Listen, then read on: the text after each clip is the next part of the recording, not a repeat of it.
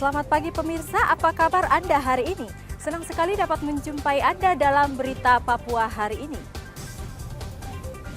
Saya Yuni Rumbarar bersama tim redaksi telah menyiapkan sejumlah berita menarik dan aktual untuk Anda. Berikut 3 berita utama.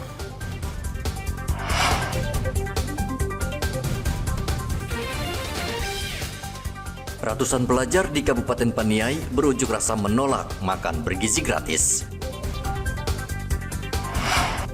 Ratusan pengusaha orang asli Papua berunjuk rasa di Manokwari menolak adanya pemangkasan anggaran. Bobol jendela dapur, pencuri di Merauke membawa kabur sebuah pengeras suara.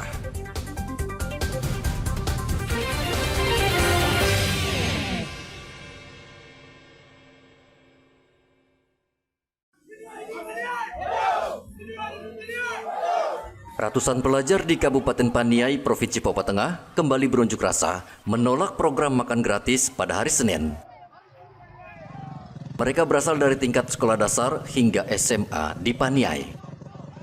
Mereka berjalan kaki menuju kantor Bupati Paniai dan berorasi sambil membawa berbagai poster yang berisi tuntutan pendidikan gratis.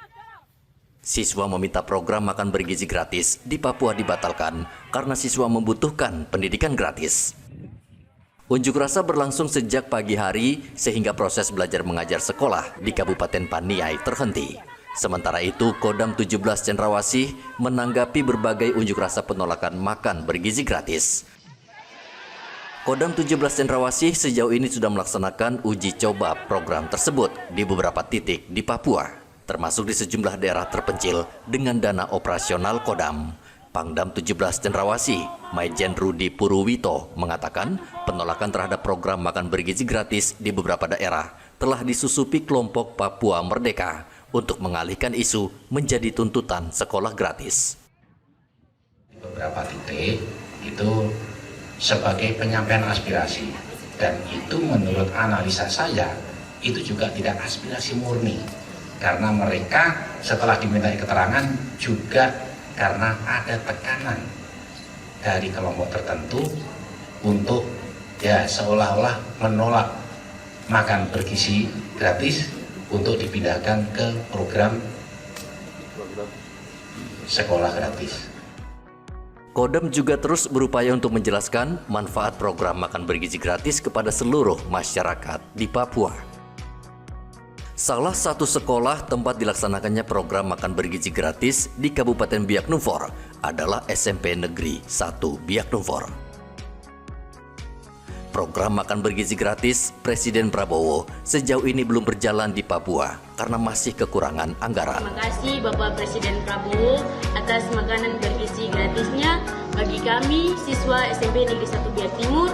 Kami mengucapkan terima kasih untuk Bapak atas makanannya. Kami tetap semangat belajar. Untuk program ini pemerintah menganggarkan dana hingga 300 triliun rupiah untuk tahun 2025. Tim Liputan melaporkan dari Paniai dan Biak Numfor.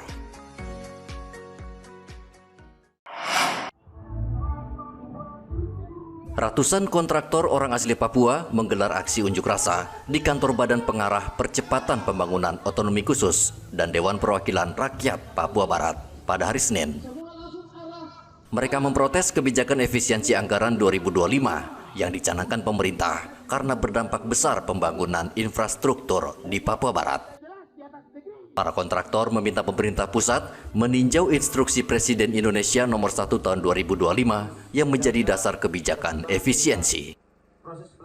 Menurut mereka, kebijakan ini akan menghambat pembangunan di tanah Papua karena Papua masih tertinggal dengan wilayah Jawa sehingga tidak terdampak efisiensi.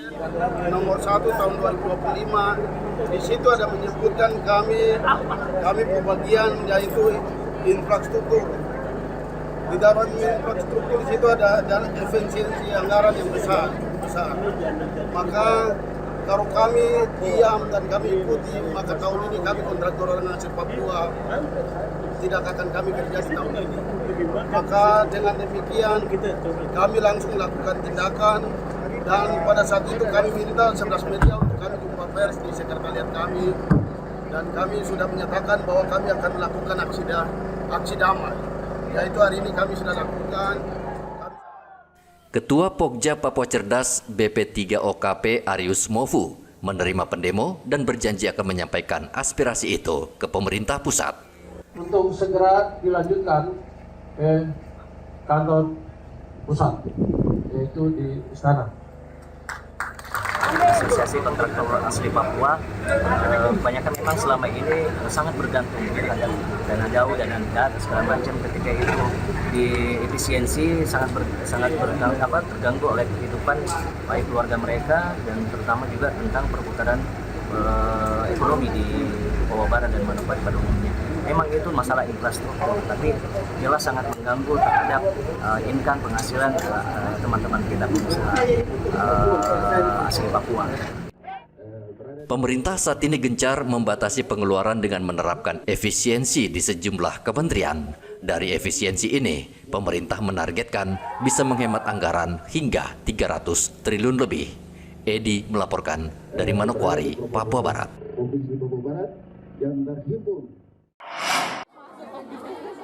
Puluhan warga yang datang dari berbagai kampung di Merauke, Papua Selatan, kecewa karena nama mereka tidak tercantum sebagai penerima bantuan langsung tunai di papan pengumuman di kantor pos.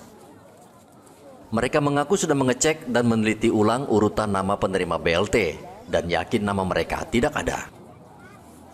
Mereka datang dari berbagai kampung di Merauke, seperti dari Kampung Dalir, Nasem, Wasur, dan Bokem, dengan menempuh perjalanan jauh dengan biaya yang tidak murah. Tinggal di mana? Tinggal di Pertamina. Oh, Gudang Arang ya? Iya. Sudah cek nama? Sudah. Tidak dapat nama? Tidak dapat dari pertama dapat. Mau bulan ini tidak. Oh, bulan ini tidak ada ya? Iya. Tinggal di mana? Tinggal di Gudang Arang. Kau sudah cek? Sudah cek. Nama? Ada nama tidak? Tidak ada nama. Tidak ada nama. Yang waktu pembagian lalu dapat tidak? Ada nama? Ada nama? Biasa dapat. Ini sekarang tidak ada ya? Oke.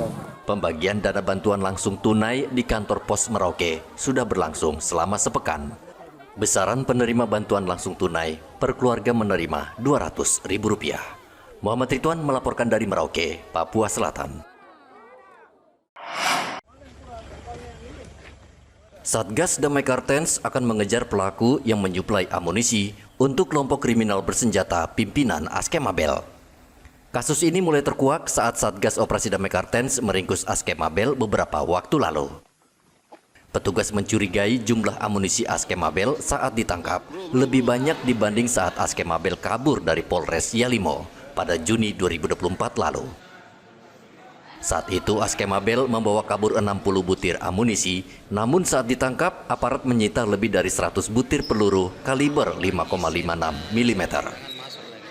Kapolda Papua Irjen Patrits Renwarin memastikan masih terus mencari siapa pemasok peluru ke KKB. Ada amunisi di mana, ada amunisi yang didapat dari luar. Ini yang kita masih pelan-pelan bertanya terus.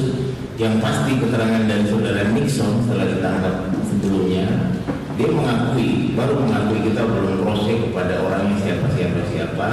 Dia baru mengakui bahwa dia dapat ada bantuan amunisi dari orang lain. Itu yang kemudian ada amunisi 5-6 minggu sudah didapat di mana-mana. Jadi kita tidak berkemungkinan bahwa memang ada, entah dia beli atau dia jual atau dia beli atau dia dapat atau bagaimana, kita belum tahu. Yang pasti ada tambahan amunisi menurut keterangan dari saudara Nixon yang sudah ditangkap sebelumnya.